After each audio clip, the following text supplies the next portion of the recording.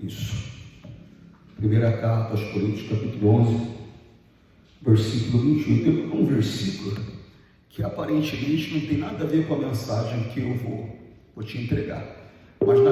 Mas na verdade tem tudo a ver. Como eu falei, aparentemente não tem nada a ver, mas tem tudo a ver. Primeira carta aos Coríntios, capítulo 11, versículo 28. E está escrito assim, ó. Eu não sei qual é a razão desse barulho.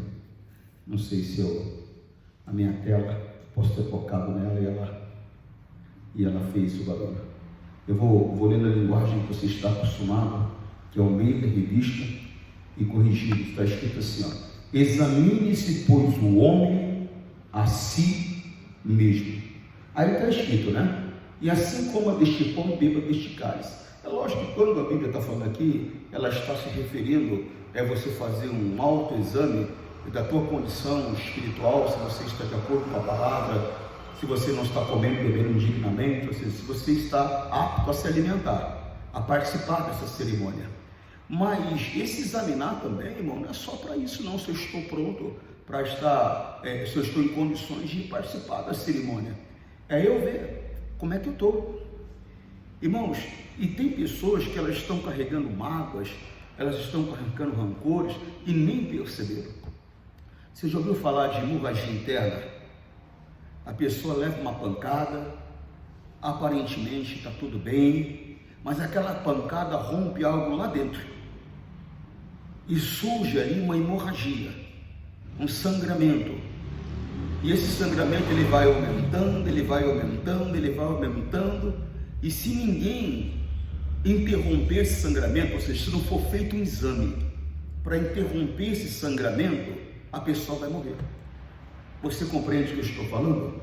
E a única maneira, pastor, é fazendo o exame, tomando a providência. Eu fiz o exame, detectei que existe uma hemorragia no meu interior, então eu vou lá para sanar aquela hemorragia. Eu não sei se vai ter que fazer uma cauterização, eu não sei se vai ter que abrir para fazer uma cirurgia para costurar uma veia, uma artéria, eu não sei. Eu só sei de uma coisa: se eu deixar desta maneira, eu vou morrer. Você compreende o que eu estou falando? Sim ou não? Porque às vezes acontece, irmãos. Acontece, é uma palavra. E vou falar uma coisa para você, irmão. Aquela hemorragia não é percebida na hora, porque deu a pancada, senti só meio dolorido, passou, aí aquilo vai aumentando, até que se percebe. Então, às vezes alguém falou algo, ou às vezes alguém fez algo, que na hora foi aquele impacto, na hora foi aquela, mas que aparentemente está tudo bem, né? Em outras palavras, vida que segue. Só que conforme vai passando os dias, sabe, aquela dor, ela vai aumentando. E quando eu percebo, eu estou com rancor, eu estou com mágoa, eu estou triste com aquela pessoa, eu estou triste com aquela situação. Só que tem um problema com isso tudo aí, pessoal. Qual é o problema, pastor? Interfere no meu relacionamento com Deus. Não só interfere no meu relacionamento com Deus, mas abre a porta para Satanás também. E a Bíblia diz: não deis lugar ao diabo.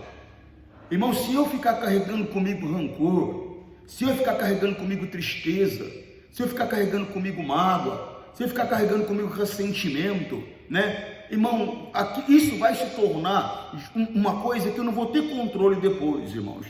Por que você acha que uma pessoa às vezes tira uma vida de uma outra? Foi algo que aconteceu, que foi crescendo, uma tristeza foi crescendo, virou uma mágoa, de repente virou um ódio. Por quê? Porque não resolveu aquela situação.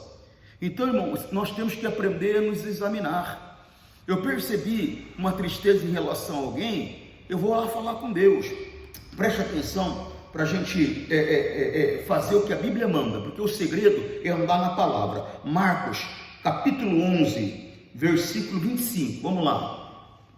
O segredo é andar na palavra, né, pastor? O segredo é andar na palavra, irmãos. Não adianta tentar de outro jeito. Se você tentar de outro jeito, você não vai conseguir. A Bíblia diz: eu sou o caminho. Então tem que andar de acordo com a palavra. Marcos, capítulo 11.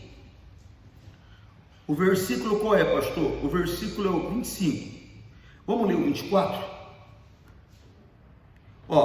Por isso vos digo, que tudo que pedirdes orando, crede que o recebereis e tê-lo-eis, né? Primeiro você tá entendendo que Deus está falando, né? Tudo que você pedir, orando, mas tem que acreditar. Aí ele entra numa situação aqui que é o que nós estamos falando, 25. E quando estiverdes orando, perdoai. Perdoa. Quando estiver orando, pastor, por quê, pastor? Porque a pessoa, quando você está perdoando uma pessoa, ela está sendo inocentada daquilo que ela fez contra você, seja por palavras ou seja por um comportamento que ela tenha tido. Então ela está sendo inocentada. Travou aqui a palavra, deu uma travada na palavra. Ela está sendo inocentada. Então ela tem que ser inocentada na presença de Deus.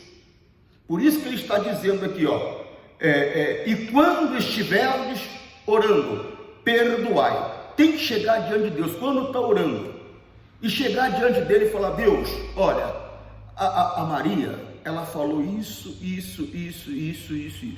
A Maria fez isso. A Joaquina se comportou assim. E isso me machucou, isso me ofendeu, isso me prejudicou. E isso trouxe uma situação complicada para mim. Porque às vezes, irmãos, não é só o que a pessoa faz, é a consequência daquilo que ela faz na nossa vida, que traz para a nossa vida. Não é só a explosão, porque às vezes tem uma explosão, não tem? Bum, né? Naquela explosão ali causou um dano, né? Mas e a consequência daquela explosão? E a consequência? Tem pessoa que, por exemplo, teve um acidente, não foi só um acidente, e a consequência daquele acidente às vezes foi ficar paraplégico. A consequência daquele acidente foi perder um braço. A consequência daquele acidente foi perder a vida. Então não é só o que a pessoa faz, mas é a consequência daquilo que ela fez, acarreta na nossa vida, acarreta às vezes no nosso casamento, acarreta às vezes no nosso negócio, na nossa empresa, acarreta às vezes na nossa vida familiar. Ou seja, traz uma certa consequência. Então o que acontece? Eu tenho que chegar diante de Deus e eu tenho que inocentar aquela pessoa em oração, mostrar o que ela fez, mostrar o que ela fez acarretou. Deus, por causa do que ela fez, hoje eu tenho trauma. Por causa do que ela fez, hoje eu tenho medo. Por causa do que ela fez hoje, eu não consigo mais emprego. Por causa do que ela fez hoje, o meu marido não me procura mais. Por causa do que ela fez hoje, meu filho tem ódio de mim. Ou seja, não foi só o que ela fez, mas foi a consequência do que ela fez, o que refletiu na minha vida o que ela fez. Mas só que eu tenho uma coisa para dizer para o Senhor, Pai. Eu estou agora aqui inocentando essa pessoa. Existia um homem, irmão, chamado José. Ele era um garoto, o último filho da linhagem de Jacó. E o que acontece? Ele amava muito aquele menino, né? E é o último não, penúltimo, né? Porque teve um outro depois. Ele amava muito aquele menino. E o menino deveria corresponder a esse amor. Só sei que ele tratava o menino diferente do que ele tratava os outros filhos dele. Pastor, é errado tratar um filho diferente do outro, né, pastor? Irmão, eu não digo para você que é certo, mas eu digo para você que de cada 10 pais, 11 tratam um filho diferente do outro. E a culpa é do pai? Mas a culpa é do filho também. Porque tem aquele filho que dá uma atenção maior, tem aquele filho que se dedica mais, tem aquele filho que se importa mais, tem aquele filho que demonstra mais amor. E é natural, né? Quem planta colhe, né? Você é gentil com teu pai, você é amoroso com seu pai, você é gentil com seu pai, você é amorosa com seu pai. Há uma retribuição. Você é grossa com seu pai, você é desrespeitadora com seu pai. Há uma contribuição. Você plantou generosidade, vai colher generosidade. Você plantou desrespeito, grosseria, você vai colher desrespeito, grosseria. Você plantou gentileza, você vai colher gentileza. É uma lei. Você compreende? Então, provavelmente, aquele garoto, José, tratava o pai dele com muito carinho. E o pai dele deu uma túnica para ele, né? Uma túnica para ele que era diferente, né? Uma roupa especial, vamos dizer dessa maneira, diferente. E isso trouxe inveja, né? Ciúmes, porque ele já era, vamos dizer assim, o filhinho do papai. E agora, além disso, ser o filhinho do papai, agora estava ganhando presentes especiais. E fora que o pai colocava ele numa posição que não é bom o pai colocar um filho. O que, pastor? Para vigiar o outro filho. Eu já falei uma vez, quem tem que cuidar do teu filho é você. Não, mas ela é mais velha. Não, mas é a filha dela. Ela não tem que cuidar. Quem tem que cuidar é você. Ô pastor, não fala isso não, ela já não me ajuda. Se o senhor falar, ela não vai querer me ajudar mais. Mas ela não tem filho. Quem tem que cuidar do teu filho é você. Foi você que decidiu ter, você tem que cuidar. Amanhã, quando ela casar, quem tem que cuidar do filho dela é ela, não é a mãe dela. Eu vou deixar ela com a minha mãe e cuidar, não. Eu decidi ter um filho, eu tenho que cuidar eu do meu filho. É assim que funciona, professor? É assim que funciona. É um erro o pai ficar colocando um filho para tomar conta do outro. Vai ver o que o teu irmão está fazendo, vai lá cuidar do teu irmão, vai lá dar banho no teu irmão, vai lá dar... Não, peraí, o filho é teu. Quem tem que ver o que ele está fazendo é você. Quem tem que orientar no certo e errado é você. Quem tem que alimentar ele é você, não é os outros. Então o pai colocava ele numa posição que fazia com que o irmão tivesse raiva dele. Os irmãos tivessem raiva dele. E os irmãos decidiram que ia matar. Mas tinha um que era um pouco mais sóbrio. E ele falou, não, peraí, matar não, ele é nosso irmão, a gente não pode fazer isso. Ele falou, vamos colocar ele nesse buraco aqui e depois a gente decide. Né? Porque na verdade ele não estava procurando uma decisão para depois, ele estava procurando um jeito de proteger o irmão e depois tirar o irmão dali e mandar ele para casa, né? Porque os irmãos estavam decididos fazer uma maldade com ele. Aí acontece que quando ele volta, cadê o irmão? Ele tinha sido vendido pelos irmãos a uma caravana de ismaelitas que estava passando por aí. Irmão, agora você imagina só um garoto, ele era garoto, irmão, vai para uma terra onde uma língua diferente, um costume diferente, ele vai como escravo, meu irmão, ele vai como escravo. Mas a Bíblia diz, não dorme não, agora não é hora de você dormir, acorda rapaz.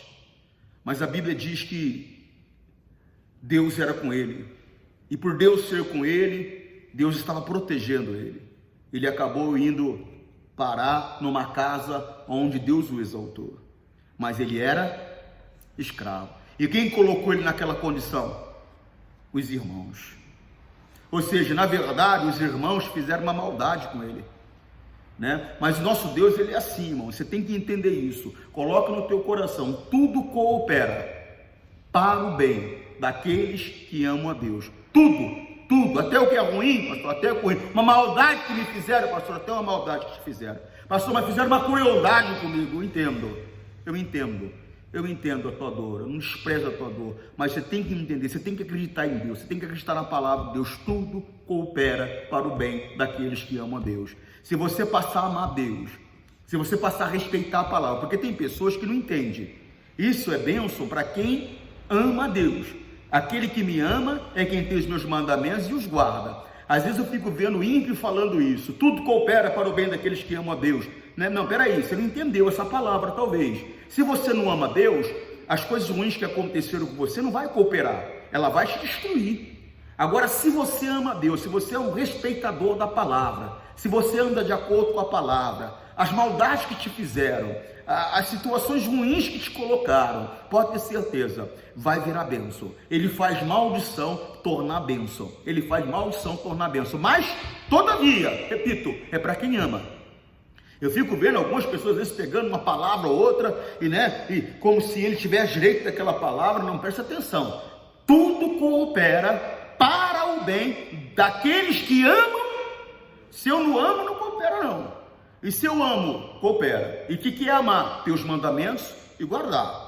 Você está compreendendo o que eu estou falando? Sim ou não? Tem essa diferençazinha aí que as pessoas não notam. O cidadão mente, o cidadão se prostitui, o cidadão bebe, o cidadão fala palavrão, o cidadão fica de olho na mulher dos outros, aí a coisa complica para ele, a coisa dificulta para ele. Tudo coopera para o bem daqueles que amam a Deus. Mas você não ama, não vai cooperar para o teu bem. Só vai cooperar para o teu bem se você ama. Amém? E José amava.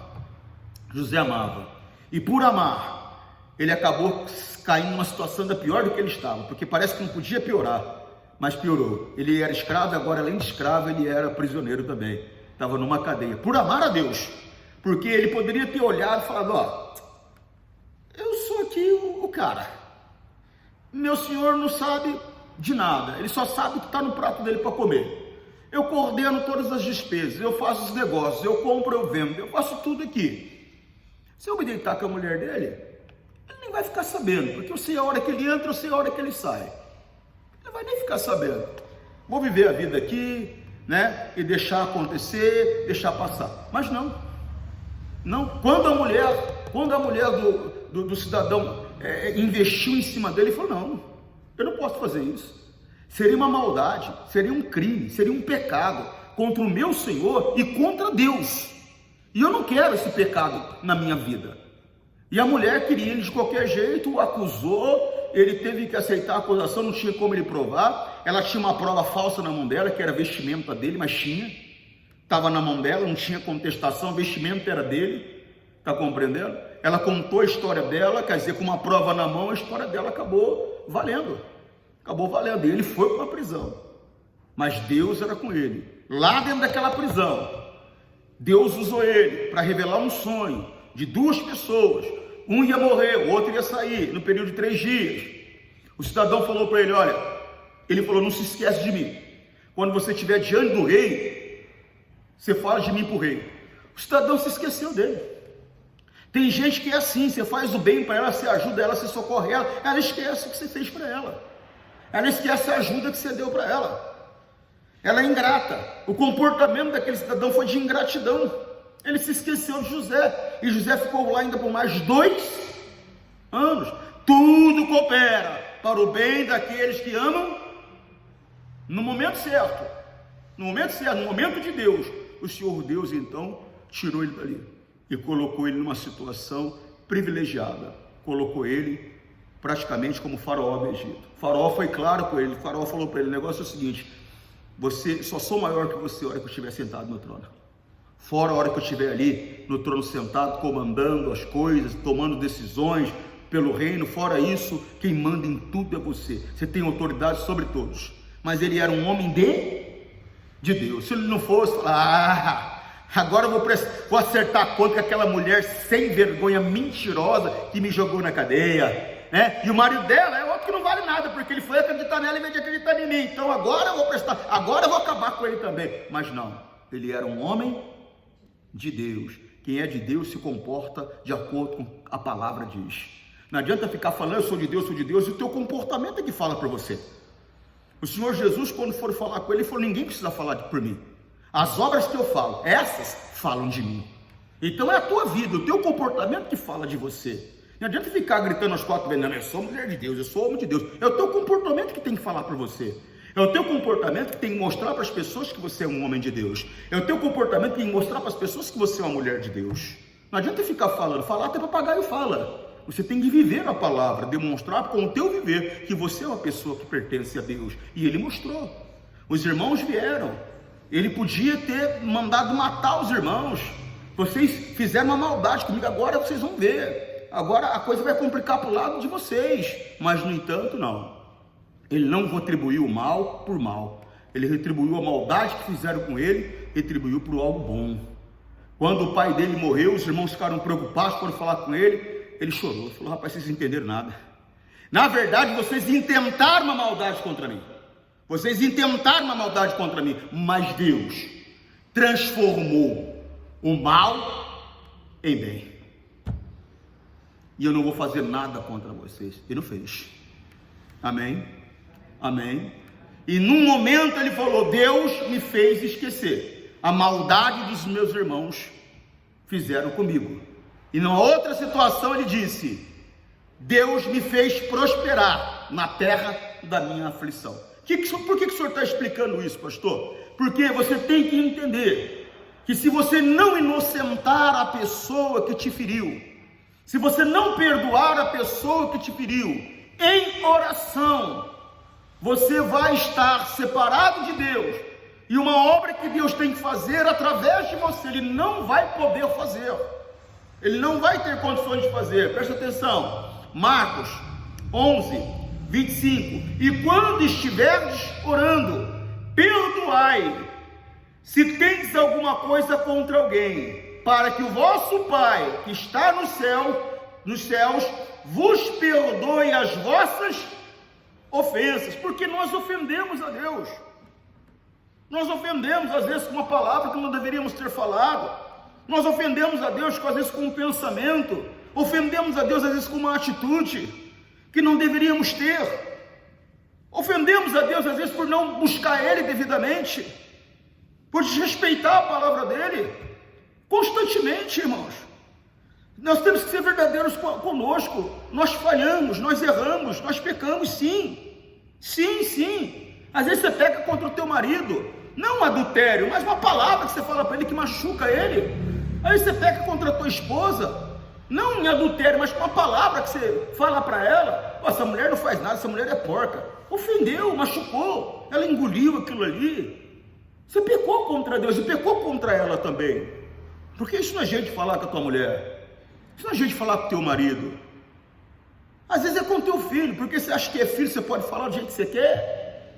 Na verdade ele não é teu, ele pertence a Deus. Deus só deu para você cuidar e vai cobrar de você, se você não orientar ele no caminho correto. Ele não pertence a você não, ele pertence a Deus. E você vai ser cobrado se não orientar ele num caminho certo, e não exigir que ele ande num caminho certo. É sério demais que eu estou falando com você.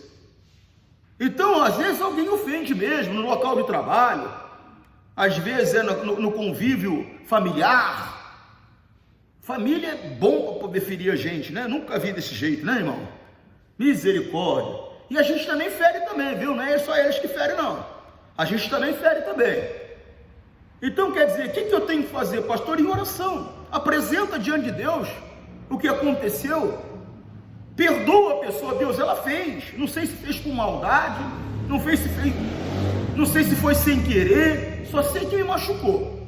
E eu digo, Deus, que por maldade ou não, a atitude dela foi errada, mas eu estou dizendo, ela está inocentada diante do Senhor. Eu estou perdoando ela de todo o meu coração agora, em nome de Jesus, porque eu também preciso do teu perdão, porque é justamente o que ele está dizendo aqui, ó.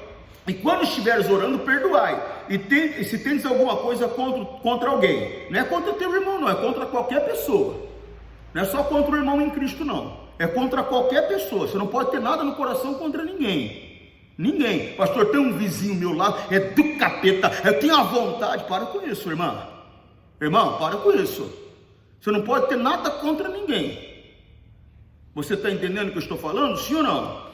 Ó, e quando estiveres orando, perdoai se tens alguma coisa contra alguém, para que o vosso Pai que está nos céus vos perdoe as vossas ofensas. Mas, presta atenção no 26, mas, se vos não perdoares também, se não perdoares também, o vosso Pai que está nos céus não vos perdoará as vossas. Ele não vai perdoar. Ele não vai perdoar. Isso é uma lei, hein? Para ser perdoado, você tem que perdoar. Para ser perdoado, você tem que perdoar. Não adianta você querer perdão de Deus e você carrega no coração rancor. Eu não converso com ela. Oxi. Aí depois que achar, Deus, me perdoe. Deus não vai conversar com você também. Mas só que não é só isso. Presta atenção aqui, ó. Segunda carta aos Coríntios, capítulo 2. Segunda carta aos Coríntios, capítulo 2. Segunda carta aos Coríntios, capítulo 2. Qual é o verso, pastor? Verso 10.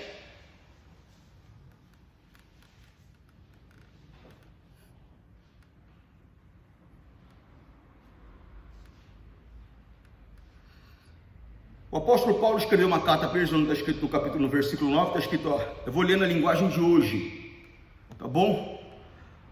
No capítulo 9, no versículo 9, o apóstolo Paulo fala, ó, e foi por isso também que escrevi aquela carta.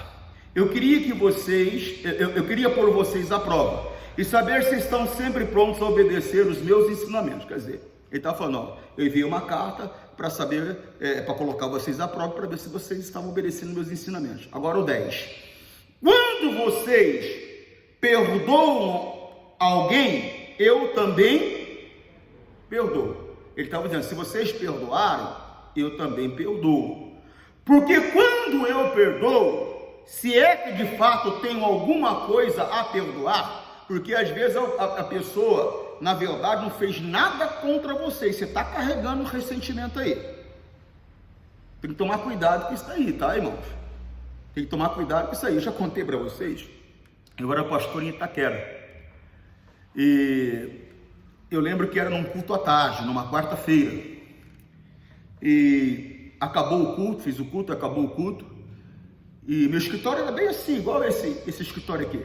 Era bem assim. Aí uma obreira bateu na porta. Aí eu abri a porta e falei, pois não, irmã. Falou, pastor, eu precisava que o senhor fizesse um favor para mim. Eu falei, o que é, irmã? Falou, pastor, tem uma irmã que ela está ali junto com o marido, ela está chorando desesperadamente. E diz que está muito magoada com o senhor. Eu falei, comigo? Ela falou, é. O senhor não pode vir aqui, pastor? Eu falei, posso. Fui lá. Aí chego lá, falei, irmã, tudo bem? Ela, tudo bem, pastor. Eu falei, o que foi, irmã? Diz que a senhora está chorando, que a senhora está magoada comigo. O que foi que eu fiz? Falei alguma coisa que lhe ofendeu? Não, pastor. Pensa que eu não percebi? Eu falei, o quê? O senhor passou, o senhor nem olhou para mim. Eu sei por quê. É porque eu pintei o cabelo de verde, o senhor achou feio. Falei, irmã, nem vi a senhora. Falei, não foi maldade, eu nem vi. A senhora está achando que eu achei ruim que a senhora pintou o cabelo de verde? Está horrível. Está feio mesmo. Vou falar para a senhora, mas se o seu marido gostou, está tudo bem. Eu não tenho nada a ver com isso, não. Se eu não cumprimentei a senhora, foi porque eu não vi. E o marido dela assim, ó, morrendo de vergonha. Porque tem gente que é assim, irmão. Ela acha que foi feita alguma coisa contra ela e ela começa a ficar magoada. Irmão, ela vem na reunião, o pastor prega, ele tá falando, não é comigo. É lógico que é com você. Você acha que é com quem? Com a minha avó? Minha avó já morreu, por ela eu não falo não, é com você mesmo. É com você mesmo. E na verdade quem está falando com você não sou eu não, é Deus que está falando com você. Porque eu estou pregando a palavra dele para você, não estou emitindo aqui a minha opinião, não estou expressando aqui a minha opinião, estou mostrando o que a Bíblia diz. Então na verdade é Deus que está falando com você. Aí a pessoa acha que é pessoal, é com ela. E ela fica toda chateada, ela fica toda magoada, ela fica toda ressentida. Cuidado, cuidado. A Bíblia diz que aquele que se escandaliza sem razão, sem motivo, se escandalizar, se ofender, sem razão, é réu do fogo do inferno. Cuidado, cuidado. Se acha que tem algum problema, chama a pessoa para uma conversa. Mas não fica remoendo não. Fica guardando ressentimento não. Olha, presta atenção nisso aqui, ó. Vou ler o 10 novamente, ó. Quando vocês perdoam alguém, eu também perdoo. Porque quando eu perdoo, agora presta atenção no que ele fala aqui, ó. Se é que de fato tem alguma coisa a perdoar, porque às vezes não tem nada para perdoar, porque não foi feita nenhuma ofensa. Não aconteceu nada para que tem que perdoar, né? Vou ler novamente, ó. Quando vocês perdoam alguém, eu também perdoo. Porque quando eu perdoo, aí tem uma vírgula. Se é que de fato tenho alguma coisa a perdoar, faço isso por amor de vocês. Presta atenção. Na onde que ele faz? Na presença de Cristo. Então quer dizer que ele faz em orar. É na oração. Lembra que eu falei? Quando estiverdes orando, é na presença de Cristo que eu tenho que perdoar a pessoa. Se a pessoa vier falar comigo, até falar para ela, não, você está perdoada, tá bom. Mas eu tenho que ir lá em oração. Não, eu já falei com ela, pastor. Irmão, a orientação é para você, na presença de Cristo, ou seja, em oração, perdoar a pessoa. Você está entendendo? É em oração inocentar a pessoa. Preste atenção aqui, é muito sério. Quando vocês perdoam alguém, eu também perdoo. Porque quando eu perdoo, se é que de fato tem alguma coisa a perdoar, faço isso por causa de vocês, na presença de Cristo. Olha, presta atenção no 11. Olha que coisa séria. A fim de que Satanás não se aproveite de nós, pois conhecemos bem o plano dele. Vamos numa outra linguagem. Almeida, Revista e Corrigida, o 11. 10. E quando perdoarmos alguém, alguma coisa, eu também. Porque o que eu também perdoei, se é que tenho perdoar, por amor de vós o fiz, na presença de Cristo, para que não sejais vencidos porque não ignoramos os seus ardis. Irmão, preste atenção. Tem pessoas que estão sendo vencidas por Satanás na vida financeira, têm sido vencidas por Satanás através de uma doença, têm sido vencidas por Satanás através de uma destruição no casamento, têm sido vencidas por Satanás através de um problema na vida de um filho.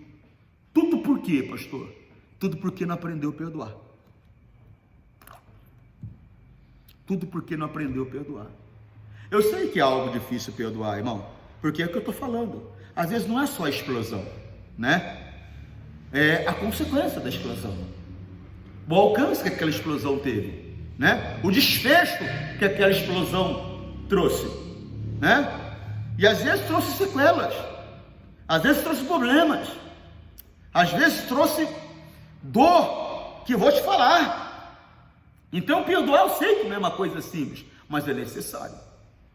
Eu chego a dizer que perdoar é ato de inteligência, porque se você não perdoar, você vai ficar separado de Deus. E tem gente que prefere ficar separado de Deus em vez de perdoar. Ela se agarra, ou é agarrada, não sei, por um demônio de autopiedade, e ela fica dentro dela: eu não merecia, pobre de mim, porque comigo, o que ele fez, não, meu Deus.